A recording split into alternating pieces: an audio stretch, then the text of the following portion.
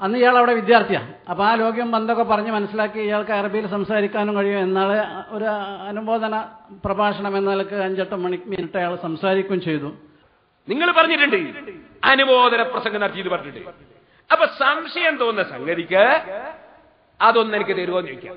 റസൂലുള്ളാഹിന്റെ പേരിൽ കള്ളത്തരാൻ തോന്നുമോ എനിക്ക് തരുമോ? ഏതാണ് റസൂലുള്ളാഹിന്റെ പേരിൽ കള്ളത്തരയില്ല, ഞാനും കൂട്ടുകൂടാ എന്ന് പറയും. എന്നിട്ട് എന്ത് ചെയ്യാ?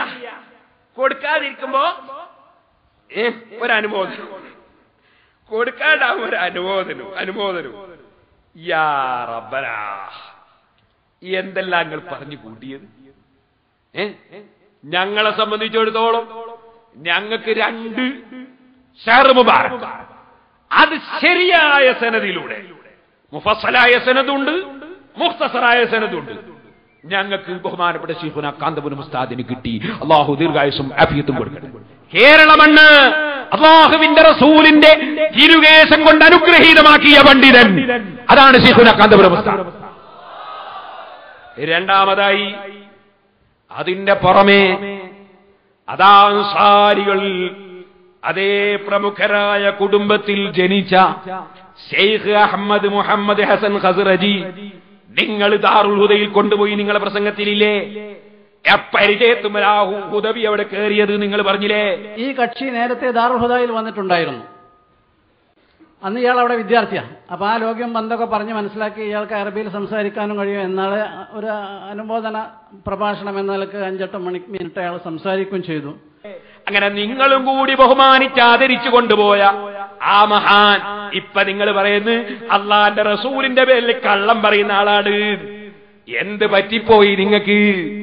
എന്നിട്ടോ ആ അദ്ദേഹം കൊടുത്ത ആ മുടിയെ നിങ്ങളിപ്പോൾ ചോദിക്കട്ടെ, ചോദ്യം ചെയ്യുന്നത് വെറും അം യഹ്സുദൂനന്നാസ അലാ മാ ആതാഹുമുല്ലാഹു മിൻ ഫദ്ലിഹി, ഏകദേശ ഭിന്നതയുടെയും കാരണം ഖുർആൻ പറഞ്ഞില്ലേ, ബഗ്യം ബൈനഹും, അസൂയയല്ലേ സർവ്വ ഫിത്നയുടെയും കാരണം. അതല്ലാത്ത എന്തെങ്കിലും ഒരു മാനദണ്ഡം ഇതിനെ വിമർശിക്കാനുണ്ടോ? 5-6 കെട്ടുണ്ടെന്ന് പ്രസംഗിച്ചില്ലേ നിങ്ങൾ? 5-6 കെട്ട് കണ്ടിട്ടുണ്ടോ? 20,000 മുടിയുണ്ട് എന്ന് എഴുതിയില്ലേ ഒരു ചങ്ങാതി? ഇയാള് പോയിട്ട് പെണ്ണുങ്ങളെ മുടിയാന്ന് പറഞ്ഞിട്ടുണ്ട്. അപ്പൊ പെണ്ണുങ്ങളെ മുടി ഇങ്ങനെ എണ്ണിയതായേ 20,000 മുടി എണ്ണിയതാ?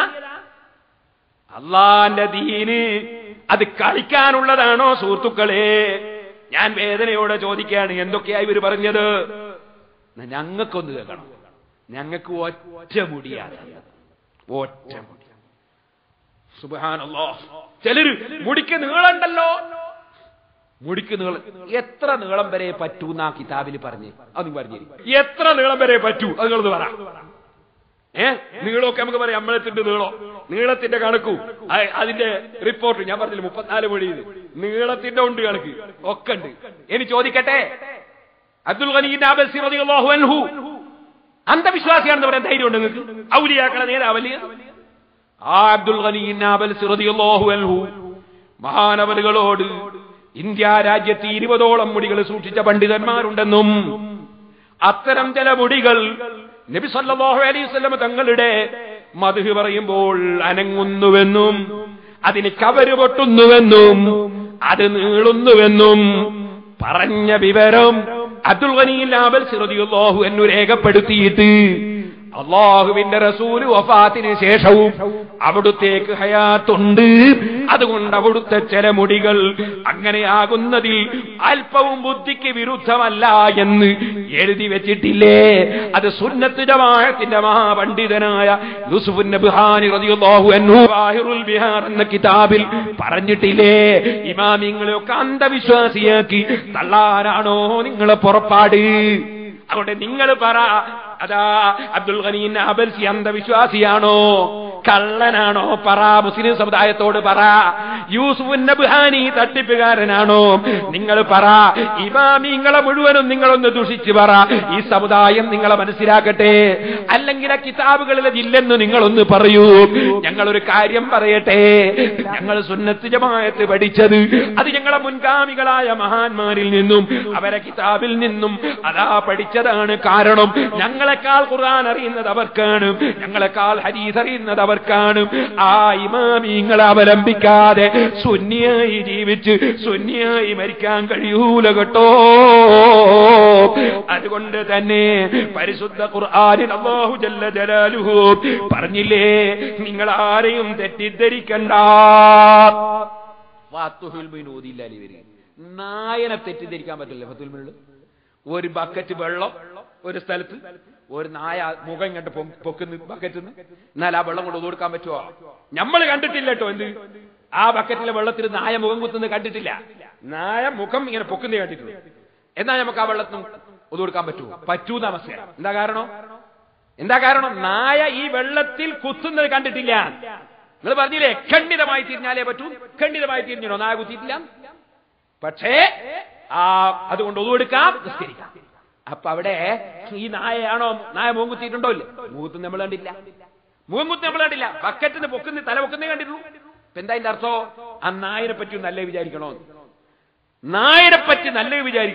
അത് മുഖം കുത്തിയില്ല വിചാരിക്കണോ?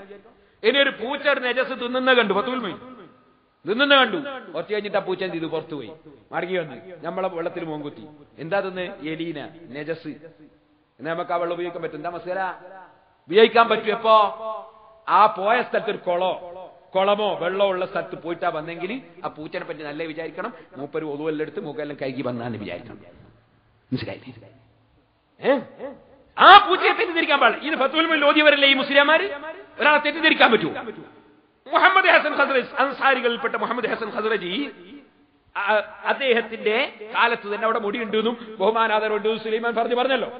അപ്പൊ ഈ അബൂദാബിയിലെ ഔഖാഫിന്റെ മന്ത്രി, ആ മന്ത്രി ലോക ജനങ്ങളെ വലിയ മഹാനായ, നിങ്ങൾ പറഞ്ഞുള്ള മഹാനാണ്. ആ മുഹമ്മദ് ഹസൻ ഖസ്റജിയും അദ്ദേഹത്തിന്റെ മകനും മുസ്ലിം സമുദായത്തിന്റെ പേരിൽ അള്ളാന്റെ റസൂലിന്റെ പേരിൽ ഒരു പച്ചക്കള്ളം പറഞ്ഞിട്ട്, സുബ്ഹാനല്ലാഹ്, മൻ കദബ അലയ്യ മുതഅമ്മിദൻ ഫൽയതബവ്വ മഖഅദഹു മിനന്നാർ. എന്റെ പേരിൽ മനഃപൂർവ്വം കള്ളം പറഞ്ഞവൻ നരകത്തിൽ സീറ്റുറപ്പിക്കട്ടെ എന്ന് നബി സല്ലല്ലാഹു അലൈഹി വസല്ലം തങ്ങൾ പറഞ്ഞത് നന്നായി അറിയുന്ന അതേ ഇവര് ഇങ്ങനെ ഒരു പച്ചക്കള്ളം റസൂലുള്ളാഹിന്റെ പേരിൽ പറയുമെന്ന് നിങ്ങൾ വിചാരിച്ചാൽ ചോദിക്കട്ടെ, പടച്ചവന്റെ കോടതിയിൽ ഈ മുഹമ്മദ് ബിൻ ഹസൻ ഖസ്റജി വന്നിട്ട് ഈ കൂരിയാട് മുസ്ലിയാരെയും കൂരിയാട് നബിയെയും അതുപോലെ തന്നെ അപ്പുറത്തെ കണ്ണാടി പറമ്പിനെയും അതേ അമ്പലക്കടവിനെയും ഒക്കെ പടച്ചവന്റെ റബ്ബിന്റെ കോടതിയിൽ അതേ ഖാസിമി നിങ്ങൾ ഇവടക്കം വിചാരണ ചെയ്യുമ്പോ നിങ്ങളെ അവസ്ഥ